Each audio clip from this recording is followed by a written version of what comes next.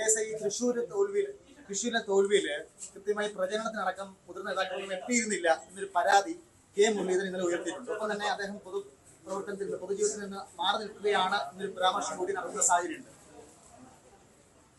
മുരളീധരന്റെ വിഷയം കോൺഗ്രസിനെ സംബന്ധിച്ച് മറ്റെന്തിനേക്കാളേറെ പ്രാധാന്യം അർഹിക്കുന്ന ഒരു വിഷയമാണ്. ആ വിഷയം തോന്നിയ രീതിയിൽ ചോദ്യത്തിന് ഉത്തരം പറയേണ്ടതല്ല. തൃശ്ശൂരിലെ കോൺഗ്രസിന്റെ ചരിത്രത്തിൽ ഇത്തരമൊരു അനുഭവം ആദ്യമാണ്. അതിനുള്ള അടിസ്ഥാനപരമായ കാരണങ്ങൾ എന്ത് എന്ന് പരിശോധിക്കണം. പാർട്ടി അതിനുവേണ്ടി നടപടി സ്വീകരിക്കുന്നു, അന്വേഷിക്കും, എല്ലാ വസ്തുതകളും അന്വേഷിക്കും, എന്തു പറ്റി എന്ന് പാർട്ടി വിലയിരുത്തും. തിരുത്തിപ്പോകാൻ സാധിക്കുന്നതാണെങ്കിൽ തിരുത്തിപ്പോകും. അതല്ലെങ്കിൽ പാർട്ടിയിലെ നേതാക്കന്മാരെല്ലാവരും കൂടി ഒരു തീരുമാനം കൈക്കൊള്ളും.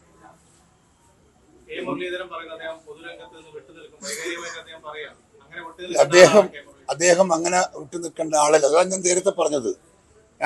ഞാൻ നിങ്ങളുടെ തുടക്കത്തിലേ പറഞ്ഞില്ലേ, മുരളിയുടെ കാര്യം അങ്ങനെ പറയേണ്ടതല്ല, അങ്ങനെ ആലോചിക്കേണ്ട കാര്യമല്ല. മുരളീധരൻ ഈ പാർട്ടിയുടെ എല്ലാമാണ്.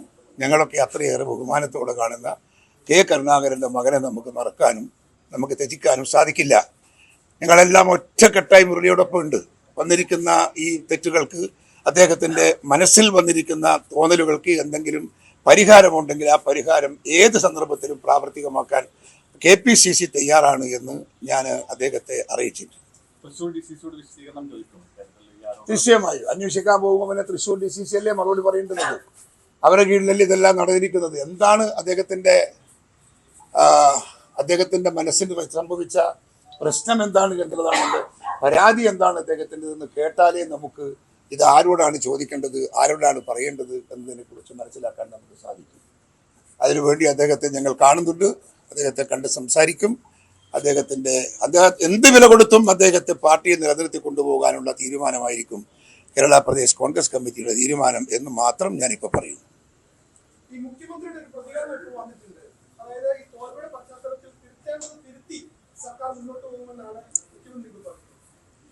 ഏത് തിരുത്തിയിട്ട്?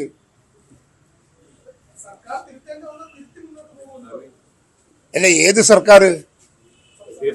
LDF സർക്കാരാ? ഇനി എന്താ തിരുത്താനുള്ളത്? എല്ലാം തീർന്നില്ലേ? ചൂട്ട വരെ കയ്യിലില്ല. എന്ത് തിരുത്താൻ അദ്ദേഹം പോണത്? ഒരു നാണോ ഇല്ലാത്തൊരു മുഖ്യമന്ത്രി എന്താ ജനങ്ങളോട് പറയുന്നത്?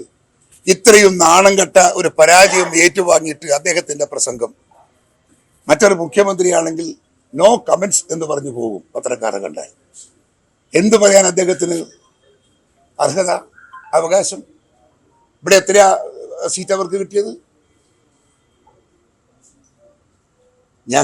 ഞങ്ങളെ വിമർശിക്കാൻ പിണറായി വിജയൻ ഒരു 100 ജന്മം ജനിച്ചാലാവോ?